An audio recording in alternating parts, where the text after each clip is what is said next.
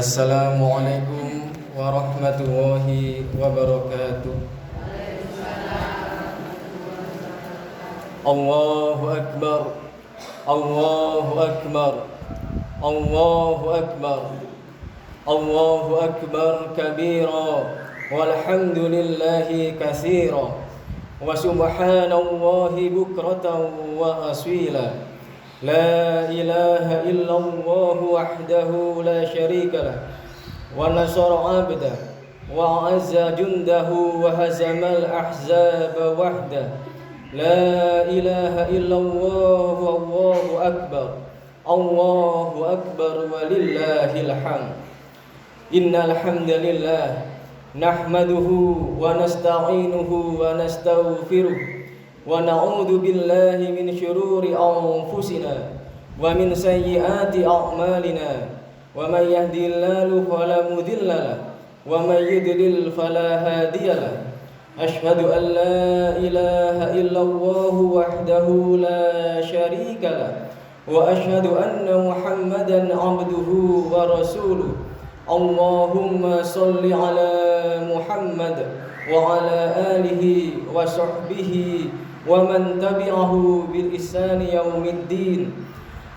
Wa qala Allah ta'ala fi kitabihil karim, a'udzu billahi minasy syaithanir rajim. Ya ayyuhalladzina amanu haqqa tuqatih wa la tamutunna illa wa antum muslimun. Allahu akbar, Allahu akbar, Allahu akbar walillahil hamd. Jamaah salat Id Musholla An-Nisa yang insyaallah dimuliakan oleh Allah Subhanahu wa taala. Pada kesempatan kali ini patutlah kita semua bersyukur kehadirat Allah Subhanahu wa taala yang telah melimpahkan nikmat-nikmatnya kepada kita semua, sehingga kita semua dapat berkumpul di tempat yang insyaallah dimuliakan oleh Allah Subhanahu wa taala ini dalam rangka untuk mendekat kepadanya, dalam rangka untuk salat Id, dalam rangka untuk mensyukuri semua nikmat-nikmat Allah Subhanahu wa taala.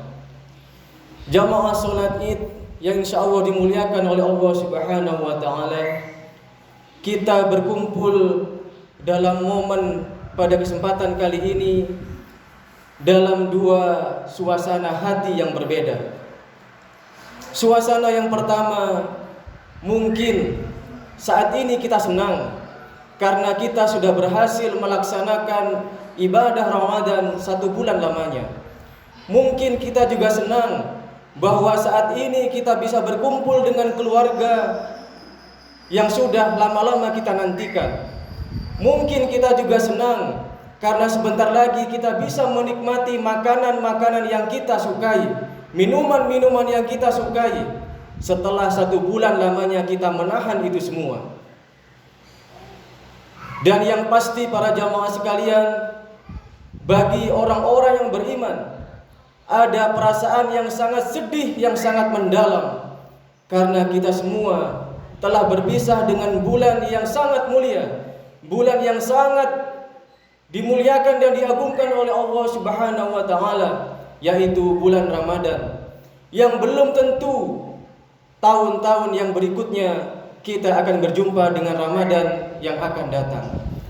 Jamaah, marilah kita berdoa, semoga Ramadan pada tahun ini bukanlah Ramadan yang terakhir bagi kita, sehingga nanti kita bisa bertemu dengan Ramadan-Ramadan yang akan mendatang. Amin, amin ya rabbal alamin. Para jamaah sekalian, tentunya kita semua berharap bahwa esensi dari Ramadan, tujuan dari Ramadan yang dengan jelas termaktub dalam surat Al-Baqarah ayat 183. A'udzu billahi minasyaitonir rajim. Ya ayyuhalladzina amanu kutiba alaikumus syiyam kama kutiba alal ladzina min qablikum la'allakum tattaqun. Dengan jelas Allah Subhanahu wa taala menyampaikan misi dari Ramadan ini, yaitu mencapai predikat takwa kepada Allah Subhanahu wa taala. Pada kesempatan kali ini saya melihat wajah-wajah yang cerah di hadapan saya, wajah-wajah yang sumringah, wajah-wajah yang penuh dengan kebahagiaan. Itu menandakan bahwa insya Allah kita semua sudah mendapatkan predikat takwa dari Allah Subhanahu wa ta'ala. Amin, amin ya rabbal alamin. Allahu akbar, Allahu akbar, Allahu akbar, walillahil hamd. Para jamaah salat Id yang dimuliakan oleh Allah Subhanahu wa ta'ala, yang perlu kita waspadai para jamaah sekalian, bahwa sebenarnya tantangan yang paling berat bagi kita semua adalah bagaimana kita mempertahankan predikat takwa dari Allah Subhanahu wa ta'ala itu. Tidak mudah para jamaah kita mempertahankan predikat itu. Tidak mudah para jamaah kita mempertahankan itu semua dari godaan-godaan setan dan orang-orang yang di sekeliling kita. Satu yang paling penting dari itu semua, yaitu istiqomah. Istiqomah itu tidak mudah para jamaah sekalian, karena kita tahu bahwa sesungguhnya musuh yang nyata bagi kita semua adalah setan atau iblis. Seperti yang disampaikan oleh Allah dalam surat Al-A'raf ayat 17, "Tsumma latiyannahum min baini aydihim wa min khalfihim wa an aymanihim wa an syama'ilihim." Yang artinya, iblis mengatakan, kemudian pasti aku akan mendatangi mereka atau manusia dari depan, dari belakang, dari kanan dan dari kiri mereka. Dan sungguh engkau akan mendapati kebanyakan mereka tidak bersyukur. Ini yang disampaikan oleh Allah para jamaah, bahwa iblis tidak akan berhenti untuk menggoda kita. Iblis akan senantiasa menjerumuskan kita ke jalan yang dimurkai oleh Allah Subhanahu wa ta'ala. Kalau pada saat bulan Ramadan kita mampu untuk menghatamkan Al-Quran 1 kali, 2 kali, bahkan 3 kali, seharusnya di bulan-bulan yang lain kita mampu mempertahankan itu. Kalau di bulan Ramadan kita mampu menjaga mulut ini untuk tidak mencaci, untuk tidak marah kepada sesama, untuk tidak mencela, seharusnya di bulan-bulan yang berikutnya kita mampu menahan lisan ini untuk tidak melakukan hal yang sama. Kalau di bulan Ramadan kita mampu merelakan harta kita untuk berinfak, untuk bersedekah, untuk berzakat, seharusnya di bulan-bulan berikutnya kita mampu melakukan itu seperti saat bulan-bulan Ramadan. Jamaah salat Id yang dimuliakan oleh Allah Subhanahu wa ta'ala, inilah yang dinamakan istiqomah para jamaah. Jangan sampai kita terjebak hanya melakukan itu semua di bulan Ramadan saja. Kalau itu semua tidak kita lakukan, maka predikat takwa dari Allah Subhanahu wa ta'ala ini itu dipertanyakan. Bagaimana mungkin kita melakukan itu semua hanya di bulan Ramadan saja, namun di bulan-bulan yang lain kita sudah terbiasa ngerasani orang, kita sudah terbiasa ngerasani tetangga, kita sudah terbiasa mencela orang, menyakiti orang, dan seterusnya. Jamaah, di momen yang mulia ini agama kita mengajarkan untuk bersilaturahmi, untuk saling memaafkan satu sama yang lainnya. Marilah kita berupaya melembutkan hati kita, untuk meredam amarah kita, untuk menekan ego kita. Mari yang merasa telah memutuskan silaturahim dengan sesama, memutuskan silaturahim dengan tetangga, di momen yang mulia ini mari kita merajut kembali silaturahim yang telah putus, baik dengan saudara dekat, dengan saudara jauh, dengan tetangga, dan seterusnya. Nabi SAW dalam hadis yang diriwayatkan oleh Imam Al-Bukhari menyatakan, "Laisal wasila bil makafi walikinnal wasila alladhi idza quti'a rahimahu wasallaha." Bukankah seorang penyambung silaturahim sejati adalah yang menyambung silaturahim kalau dibaiki? Akan tetapi penyambung silaturahim yang baik itu sesungguhnya jika diputuskan silaturahim, ia tetap menyambungnya. Maksud dari hadis ini para jamaah sekalian, jangan sampai kita menjalin silaturahim hanya pada saat kita dibaiki oleh orang-orang saja, hanya pada saat dibaiki oleh tetangga-tetangga kita saja. Walaupun kita sudah disakiti oleh tetangga kita, walaupun kita sudah disakiti oleh saudara kita, mari para jamaah, kita mulai untuk memaafkan. Kita mulai untuk meminta maaf duluan. Sehingga apa? Kita dinyatakan dalam hadis yang disampaikan oleh Nabi tadi itu sebagai muslim yang sejati. Para jamaah sekalian, kalau kita membahas mengenai bagaimana kemampuan kita meredam ego, bagaimana kemampuan kita untuk memaafkan, mari kita belajar dari sejarah. Di zaman Nabi Muhammad SAW ada sahabat yang bernama Abu Dhamdham radhiyallahu an. Abu Dhamdham ini para jamaah sekalian memang tidak terkenal seperti sahabat-sahabat yang lain.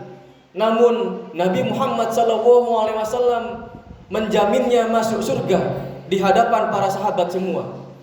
Suatu ketika pada saat ada majelis seperti ini, Rasulullah mengatakan kepada semua sahabatnya, sebentar lagi akan ada ahli surga yang lewat di depan kalian semua.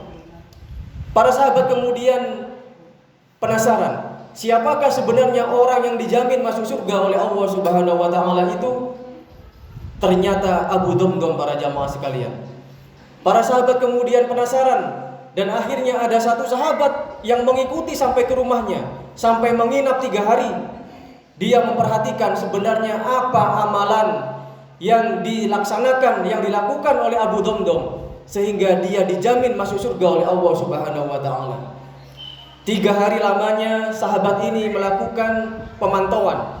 Ternyata tidak ada satupun ibadah istimewa yang dilakukan oleh Abu Dhamdham. Sholatnya biasa, ngajinya biasa, sholat tahajudnya juga hampir bolong-bolong. Kemudian para sahabat ini penasaran dan bertanya kepada Abu Dhamdham, wahai fulan, wahai sahabat, sebenarnya apa yang kamu lakukan sehingga Nabi Muhammad SAW menjamin kamu masuk surga? Kemudian beliau mengatakan bahwa dia berusaha membersihkan hati ini, ibu-ibu, berusaha memutus semua dendam, berusaha menghilangkan semua amarah. Tidak ada sedikit pun rasa marah, tidak ada sedikit pun rasa dendam, tidak ada sedikit pun rasa sakit hati pada sesama, pada saudara. Sehingga hati beliau ini bersih. Sehingga inilah yang mengantarkan dia dijamin masuk surga oleh Allah Subhanahu wa taala. Dari peristiwa ini mari kita belajar. Mari di momen yang mulia ini kita belajar dari peristiwa ini untuk senantiasa membersihkan hati kita. Kalau masih ada dendam pada saudara kita, pada tetangga kita, ayo di momen ini kita hilangkan. Kita lebur semuanya, kita maafkan semuanya, sehingga kita semua insya Allah dinyatakan oleh Allah sebagai salah satu penghuni surga. Amin amin ya rabbal alamin. Mari para jamaah, ibu-ibu sekalian, kita tutup dengan bermunajat kepada Allah Subhanahu wa taala. Bismillahirrahmanirrahim. Ya Allah ya Rabb, jika pada bulan yang mulia ini Engkau hanya menyayangi orang-orang yang mengikhlaskan siam dan qiyamnya, maka siapa lagi yang menyayangi kami ya Rabb, yang tenggelam dalam kebanggaan dosa dan kemaksiatan ini. Ya Allah ya Rabb, jika Engkau hanya mengasihi orang-orang yang menaati-Mu, maka siapa yang akan mengasihi kami yang berlumuran dosa dengan dosa-dosa dan maksiat ini? Ya Allah ya Rabb, jika Engkau hanya menerima orang-orang yang tekun dan beramal, maka siapa yang akan menerima orang-orang yang malas seperti kami ini? Ya Allah ya Rabb ya Rahman ya Rahim, janganlah Engkau jadikan puasa kami ini sebagai puasa yang terakhir dalam hidup kami ya Rabb. Seandainya Engkau berketetapan sebaliknya, maka jadikanlah puasa kami ini sebagai puasa yang dirahmati, bukan puasa yang hanya mendapatkan lapar dan dahaga semata. Ya Allah ya Rabb, seandainya masih ada pada diri kami dosa yang belum Engkau ampuni, atau dosa yang menyebabkan kami dari siksa karenanya, sehingga berlalunya bulan Ramadan, maka ampunilah semua wahai Zat yang Maha Pengasih dan Maha Penyayang.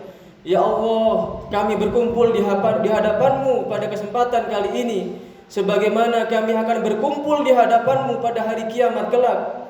Ya Ghaffar, dengan cahaya-Mu kami mendapatkan petunjuk, dengan karunia-Mu kami mendapatkan kecukupan, dengan nikmat-Mu kami masuki pagi dan petang. Dan inilah kami ya Rabb yang membawa dosa-dosa kami di hadapan-Mu. Ya Allah ya Rabb, kami mohon ampunan-Mu, kami bertaubat kepadamu.